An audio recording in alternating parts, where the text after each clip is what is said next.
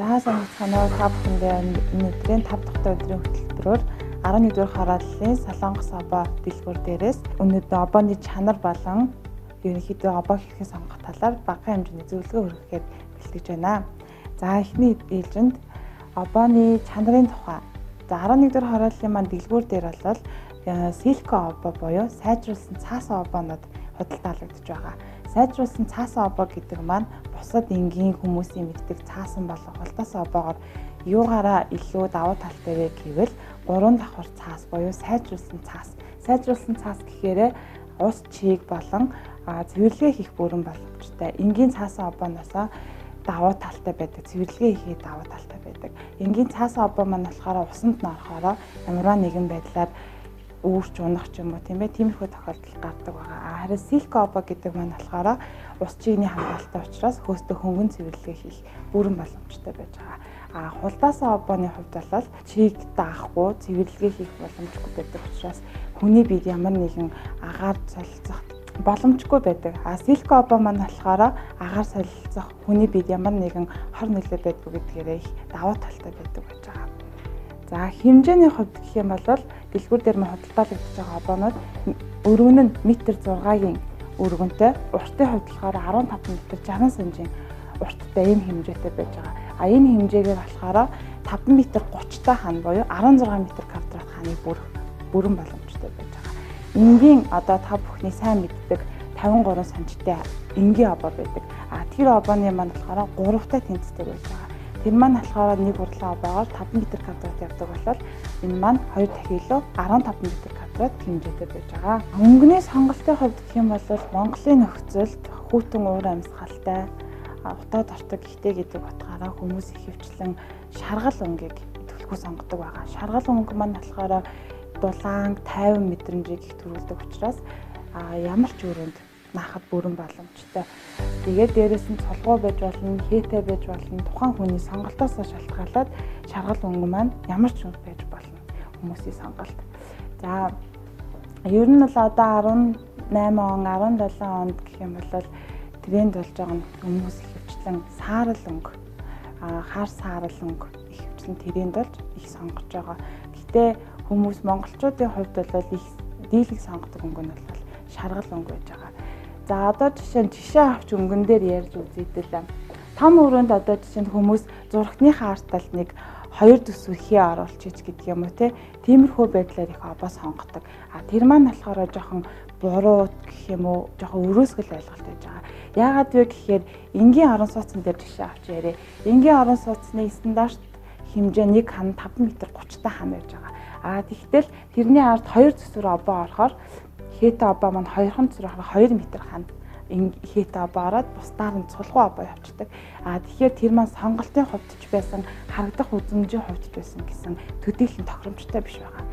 Тэгэхээр нэг урлан обоо маань түрүү хэлсэнчлэн 5 м 30-та хан бүрэн явах боломжтой учраас та нэг хээ сонгосон бол тэр хээгээрээ нэг ханаа бүтэн яваад 5 м 30-та хан яваад бусад хануудаа одоо хээтэй обоонд иржилсэн цулгуу өнгийн обоогоор явхад илүү тохиромжтой байж байгаа. Сонголтын хувьд бол хүмүүсийн өөрсдийн сонирхол тийм ээ тухайн айлын тавилга, хөшиг, хэвс юу гэдэг тэрнтэйгээ тохируулаад обооныхоо өнгө болон хээ загварыг сонгох бүрэн боломжтой байж байгаа. За хүүхдийн өрөөний обоон дээр гэх юм бол одоо эмэгтэй хүүхэд, эрэгтэй хүүхэд тийм ээ хэдэн настай вэ гэдгээс шалтгаалаад хүүхдийн өрөөний обооны сонголтууд бол маш өргөн байж байгаа. За тэгээд цаашлаад ажлын өрөө, унтлагын өрөө гэдээ явхад бол унтлагын өрөөнд гэж зөвлөхөд бол ихэвчлэн жоохон бараан талын тиймэрхүү обоо сонгох их зүгээр байдаг. Яагаад тэгэхээр унтлагын өрөөнд амрах гэж, тайван байх гэж байдаг учраас жоохон бараан талын өнгийн обоо их тод хуурц өнгийн болон цайвар өнгийн обоо баг зэрэг тохиромжгүй байдаг. Сүүлийн үед хүмүүс бол тавилга том өрөөч бай, унтлагч бай ихэвчлэн цагаан өнгийн тавилга сонгодог болсон. Цагаан өнгийн тавилган дээр бол цагаантайгаа байж болно. Одоо жишээ нь энэ обоо байж болно. Цагаан дээрээ хар хээтэйч байд юм уу? Аль эсвэл жоохон бараан талын обоо сонгол их цэвэрхэн харагддаг. Цагаан тавилган дээр цагаан өнгийн обоо бол их жоохон зохимжгүй ерөнхийдөө болоод байдлыг үүсгэдэг байж байгаа. За хүүхдийн өрөөнд гэвэл юм байж болно. За тэгээ хүмүүс бас албан байгууллага тийм ээ оффист ямар хуу обоо зүгээр вэ гэж ихэвчлэн асуудаг. Оффист бол классик хээ ч юм уу те янз бүрийн иймэрхүү хээ олох жоохон зохицолтолгүй байдаг. Тийм учраас нэг иймэрхүү цулгуу талдаа энгийн маш их цэвэрхэн харагддаг. Аль эсвэл иймэрхүү босоо судалтай обоонууд ихэвчлэн хүмүүс офисын өрөөнд бол сонгодог. За үйлчилгээ байж болно тийм ээ. Ямар нэгэн байдлаар өсчин гоо сайхан байд юм. Өсчин гоо сайхан гэх юм бол цэцэг хээ хуартай. Аль эсвэл итгэхэд чамын хийд загвартай иймэрхүү обоонууд сонгож болно. Ресторан, бар, пабд гэх юм бол илүү өвөрмөц, хурц өнгөтэй тиймэрхүү. Жишээлбэл 3D обооч гэдэг юм. Тиймэрхүү обоонууд илүү зохимжтой байж байгаа. 3D обооны сонголт болон наалтын хувьд гэх юм бол 3D обоог бүтэн ханаар нь бүтэн өрөөг тэр чигт нь наахад бол зохимжгүй байдаг.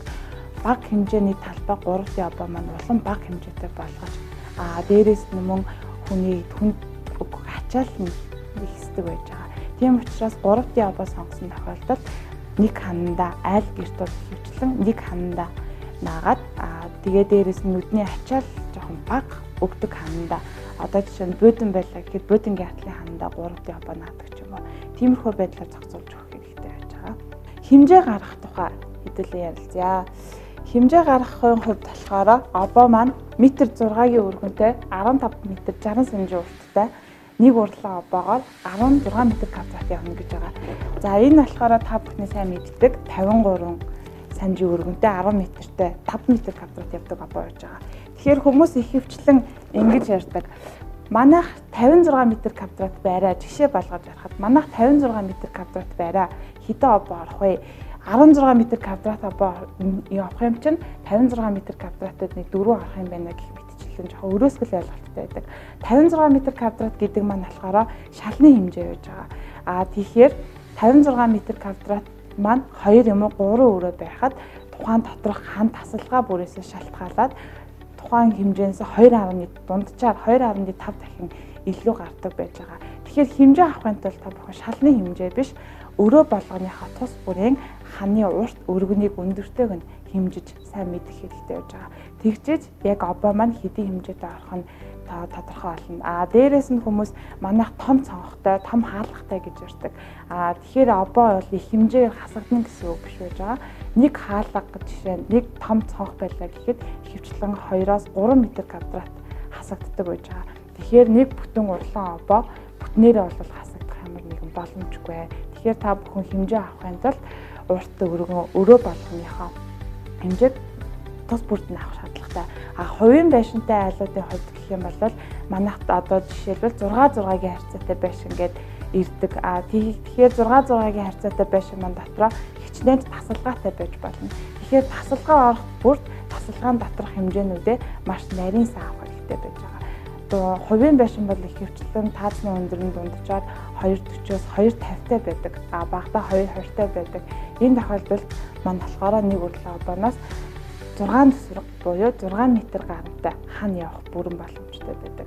Тэгэхээр та бүхэн өрөө тасалгааныхаа нарийн хэмжээг нь урт өргөнөөр нь маш сайн авах хэрэгтэй байж байгаа. Обоог хэрхэн чимэглэх вэ гэж бас яригддаг. Тэгэхээр мэдээж хээтэй ямар нэгэн иймэрхүү том хээтэй обоонуудыг болол ямар нэгэн байдлаар чимэглэх ямар ч шаардлага байхгүй. Энэ дээр бол жишээ нь зураг төлөвөх ч юм уу те эсвэл зураг наах ч юм уу иймэрхүү шаардлага байхгүй. Яагаад вэ гэхээр ийм том хээн дээр наан дахиад илүү төтөө зөндөө юм ирчихээр энэ хан маань нүсэр болоо дээрээс нь маш их замбраагүй болж өгдөг байж байгаа. Та бүхэн хэрвээ ийм цайвар обоосон, цулгуу обоо сонгосон тохиолдолд энэ дээрээ зурагтаа үлгөх айл эсвэл тод өнгийн чимэглэл та бүхний сонирхолтой гэртээ үлддэг ямар ч чимэглэл байж болно. Чимэглэл юмнуудаа та бүхэн ийм цайвар обоон дээрээ хөвчлэн, цайварч байхад цулгуу обоон дээрээ хөвчлэн нааж өгөөрэй гэж зөвлөхөөр байна. За Солонгост ерөнхийдөө бол их хөвчлэн хан болон таадсанд хөвчлэн хөндийн наалтаар их наадаг байж байгаа. Монголын нөхцөлд ч гэсэн хөндийн наалтаар наах бүрэн боломжтой. Хөндийн наалт гэдэг маань ямар учиртай вэ? Хөндийн наалтын давуу тал гэх юм бол тухайн обоог цаад ханнаас нь хөндөрүүлээд ямар нэг юм өөс хөвтэй маш их дэгэл доголтой хан байгаа тохиолдолд ханны өөс хөвийг маш сайн дарж өгдөг байж байгаа. мөн хан гэлтгүй таазанд наах бүрэн боломжтой. Монголд гэх юм бол манайхаас жишээ нь том хүннүү хороолол янз бүрийн том хорооллууд ихэвчлэн хөндийн наалтаар хан таазгүй нааж өгсөн байж байгаа. Хөндийн наалт наахын тулд ихэвчлэн материал нь тусдаа материал байж байгаа. Обооны мандаар мада болон шин гэдэг материал орж өгөөд дээрээс нь таны сонгосон ямар ч обоог дээрээс нь наах бүрэн боломжтой байж байгаа. Тэгэхээр хөндийн наалт маань ханы өөг дарахаас гадна дулаан тусгаарлалт болон дуу чимээ тусгаарлалтыг бага зэргийн хэмжээгээр мэдээж тодорхой хэмжээгээр багасгаж өгдөг байж байгаа. Дулаан алдалт болон дуу чимээ тусгаарлалтыг бага зэрэг дарж өгдөг. Мэдээж их хэмжээгээр бол биш зориулт биш учраас гол давуу тал нь гэх юм бол ханы өөсийг дарж өгөх. Тааз маань бас одоо дээрээсээ усаалдаад ямар нэгэн байдлаар муухай болох, цуурах ч юм уу иймэрхүү тохиолдолд хөндийн наалтаараа таазандаа нааж өгөх юм бол ханы өөсийг илүү их дарагдж гоё олж өгдөг байгаа. За цавууны хувьд гэх юм бол та бүхний хамгийн сайн мэддэг метилан гэж цавуу байгаа. Ягаас автай байдаг. Тэр маань болохоор ерөнхийдөө ямар төрлийн обонд тохирдог. Манай тодорхойлогдож байгаа силк обонд ч гэсэн тохирох боломжтой. Энэ солонгос цав нь болохоор энэ солонгос обонд бүрэн тохирдог тийм обоо цавуу байж байгаа. Яагаад заавал энэ цавуу гэж байна вэ гэхээр силк обоо маань өөрөө сайжруулсан цаас учраас энгийн цаасан болон хулдаасан обоог ботход маш хүнд байдаг байж байгаа. Тэгэхээр шингэн цавуугаар хүмүүсүүд нэг ихэвчлэн 505 м гэж ярьдаг цавуу байгаа. Тиймэрхүү цавуу маягаар наалтахад эргээгээ туулах магадлал маш өндөр байдаг. Хүнд учраас хан дээр наагдахад өөрийн зориулалтын өтгөн цавуугаар наагдах бүрэн боломжтой. Тэгэх юм бол эргээгээд таны наасан обоо эргээд тууларч болохгүй гэсэн үг. Метилан болон ягаан бусад цавуугаар бол наах тохиолдолд өтгөн байж энэ обоо маань нэлээд сайн наагддаг байгаа.